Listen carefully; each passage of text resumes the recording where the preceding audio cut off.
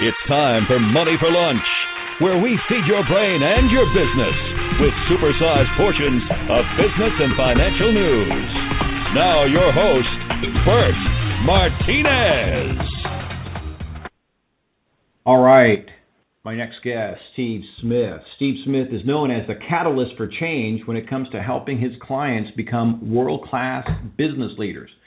Having mastered the most essential disciplines of business, Steve blends skills, development in leadership, management, and marketing with the more traditional characteristics of guidance and accountability coaching. A 30-year veteran of consumer products industry, Steve opened GrowthSource Coaching in 2008 and has worked with over 300 businesses worldwide. Steve Smith, welcome to Money for Lunch. Brett, thank you for having me on. I'm looking forward to it.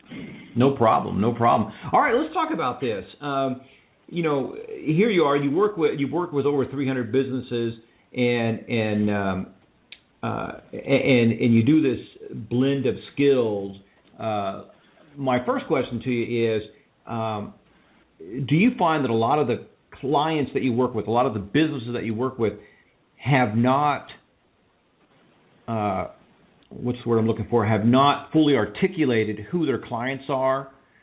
Do you find a lot of people just don't even know who their ideal clients or their clients in general are, and so therefore they're suffering in that area? Their marketing is not working because they don't know who they're marketing to? Yes, and in fact, if I'm working with a business that has a marketing problem, there's usually three areas that they've fallen down in, but what you've suggested is absolutely critical. They're looking for everybody and anybody, and you can go in the yellow pages and you can't find anybody with the last name everybody and anybody. It's not a viable client. They're not specific enough, and most of the time it's because they feel like by being more targeted, they're excluding people. And what I try to get them to realize is the more targeted you are, the more people recognize the value that you actually offer. But it's a transformational, thinking process because it's not intuitive. It's not what most people associate with trying to get more clients. Yeah, it's really kind of weird. You're right. It's counterintuitive because obviously we want to market to everybody, and the reality is, maybe your business can help everybody, but as you just said, you can't market to everybody. It doesn't work that way. Let me ask you this as a follow-up question. When it comes to business, what are some of the most common issues that you see business owners struggle with? Besides the one we just talked about, what other things do you see out there that are common struggle issues? The things that I run into most frequently are business owners who have got very limited thinking. They're basically thinking within their own confines, meaning if I'm going to build a business and I want to be able to have 50, 60, 100 or more customers, how am I going to handle and deliver to all these people? And it's because they're always thinking based on their own individual efforts, what can I do, as opposed to thinking about what kind of a model can I create that will invite other people in to help me build this business so I can handle and deliver more value than I can do personally. Yes. Yeah, you know what, and I like what you said there, that, and I hope that people caught that it's more of a mindset than anything else. It's that thinking that is really messing you up. Yeah, I mean, look, when you deal with a business owner's mindset and you're trying to help them broaden it, challenge it, in some way change it so it's a vehicle that works for them and not something that works against them, typically the most successful among us will look at an opportunity and say, how can I capitalize on that? How can I leverage it? How can I make it so that the most people who want to take advantage of it have the opportunity? The folks that aren't in that mindset are thinking about, oh my gosh, if I do this, I might fail. I might overexpose myself. I might go bankrupt. There's all kind of reasons that you can conjure up as to why it's not a good idea to do something outside of your own box. And so they basically live in the box. They don't necessarily like the results that the box is giving them, but the box is comfortable, so that's where they stay. It's the old adage, misery loves company. They're comfortable. Yeah. And it's so... When you start to realize that the most miserable person you know is you, then that's an awakening. Yeah. If you are the most miserable person you know, then it may be time to get some help. Let me ask you this, because one of the things that I talked about in the intro there is that you bring in some traditional characteristics such as guidance, accountability.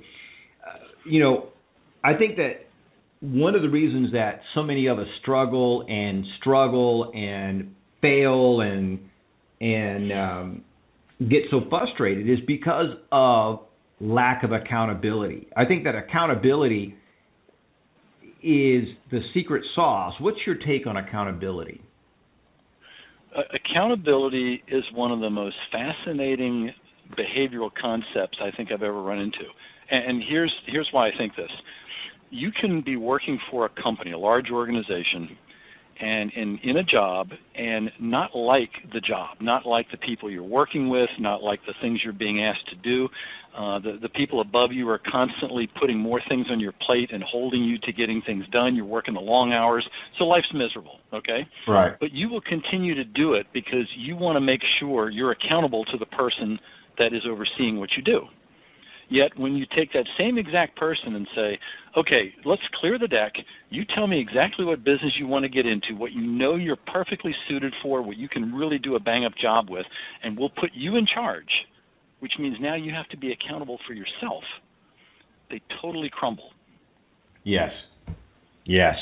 And it's being accountable to a higher authority. That's kind of a weird term, but it's basically looking outside yourself and saying, who am I doing this for? And most people, if they say, well, I'm doing it for myself, I can do it next week.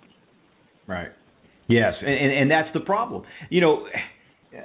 I like that analogy so much. One of the things I've discovered to really demonstrate the analogy that you use is how many people who go into the military are doing jobs that they would never do. They're doing, weird activities, for lack of better terms. They have this certain level of physical fitness. They have a certain level of neatness, for lack of better terms. They have all these different standards because they're being held accountable. B, everybody else around them is being held to the same standard. Then they get away from that environment, just like you said, and, man, they can't manage their way out of a paper bag. Accountability. No, and right. I was going to say accountability is the secret sauce, I think, to success.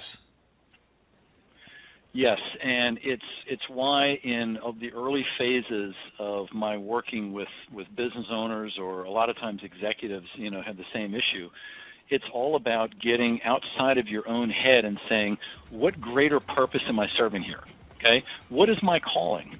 If there was only one thing I was going to do extraordinarily well for the amount of time I'm here playing on the earth, what's that going to be?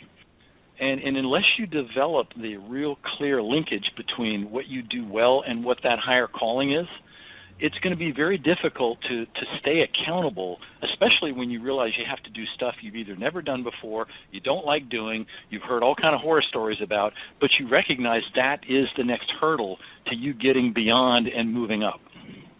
Right. Hey, I'm going to put you on the spot a little bit. I want to ask you this question. Here you are. You work with over 300 companies.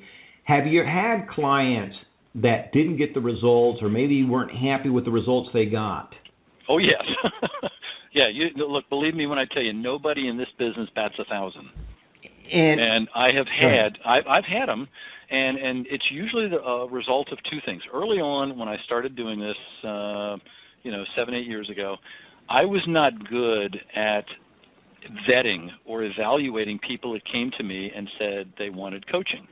And so, for most seasoned coaches, what they're going to tell you is the first thing they have to determine, once they figure out what that person wants, what's really important for them to have, the first thing you have to figure out is, are they coachable? Are they absolutely, it doesn't mean they have to buy into every single thing that I'm engaging them in conversation on. I enjoy pushback. But if they're really sitting back thinking that my participation is going to be the solution for their problems, then they're not coachable. They've come into it with a completely unrealistic expectation, and it's usually a matter of time before. And there's been cases where I've actually ended contracts early because I said, look, you save your money, do something else, but you're not coming into this thing with the idea that you're going to actually develop, because when you and I part, and we always do, I want to make sure that development keeps moving forward. If it stops when I leave, then I haven't done my job. Right. Steve, we're out of time. What I'd love to do is bring you back and talk more about this. It's my fault that we're running a little long today, but Steve, I want to say thank you so much for stopping by, and I'll have Amy bring you back so we can talk some more. Great, I appreciate it. It was nice chatting with you, and I look forward to doing it again. All righty. Great stuff there from Steve Smith about accountability and coachability. You have to have those things in order to have everything work out according to plan. Are you really committed? Are you coachable? Are you willing to be held accountable? We'll be right back.